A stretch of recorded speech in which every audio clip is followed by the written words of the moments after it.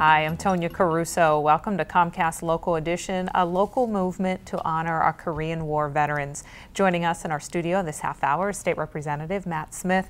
Thank you so much for coming in and talking with us today. Great to be with you.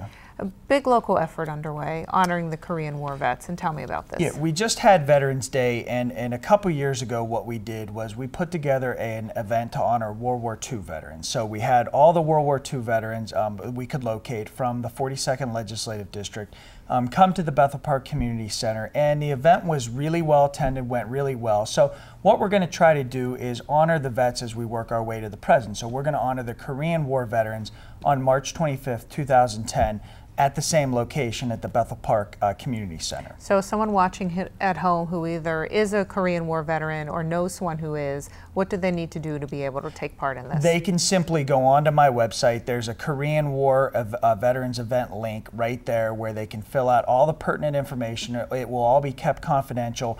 We'll retain the information and then contact that individual or their family member. It could be a deceased family member or friend or a current living Korean War veteran. And what we're going to do is honor the Korean War veterans, really honor all veterans in our legislative district, but specifically focus on the Korean War vets who have given so much back to the country, and we want to make sure we have a special day for them. Okay, well, we certainly want to get that word out, and as you mentioned, we're putting on the screen website and phone number where folks can go for more information.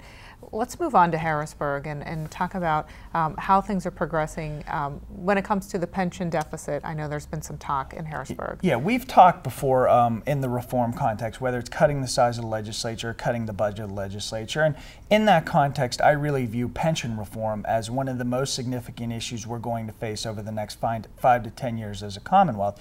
One of the things that I've looked at is the Allegheny County pension system and how we can ensure that that pension system is viable for the beneficiaries over the long term. And what we've done is craft a bill with the county executive and the county treasurer that would eliminate overtime in the calculation of pension benefits for all newly hired employees. So it wouldn't affect the pension benefits and the bargain that the county's made and the deal the county's made with active beneficiaries. It would only apply to new people coming onto the system, coming into the pension system. And what we would also do is change the calculation in terms of the formula for pension benefits from the highest of 24 months out of the last 48 months of employment. Our bill would put it at the average of the highest 48 months out of the last 8 years of employment. So it stretches out the pension benefit a little bit, so we lower the cost for taxpayers and for the county in terms of the contributions each party has to make to the pension system. Now this is specifically looking at Allegheny County. Would this apply to the other counties in the state? How does that work? This would just apply to Allegheny County, to about the 7,300 employees in Allegheny County. But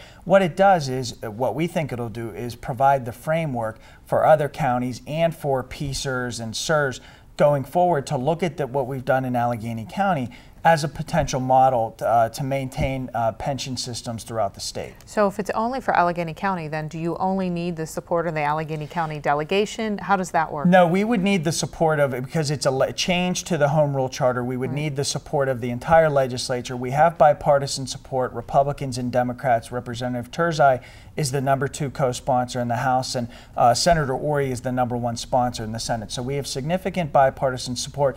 And again, it's going to save taxpayers in the county what we've calculated and what the actuaries have calculated, approximately $36 million over 20 years once this is implemented. So it will save taxpayers and the county significant money. What's the timeline then? We're hopeful that it's going to come out of the Finance Committee soon. We had a hearing in the Finance Committee. We're hopeful it'll come out soon.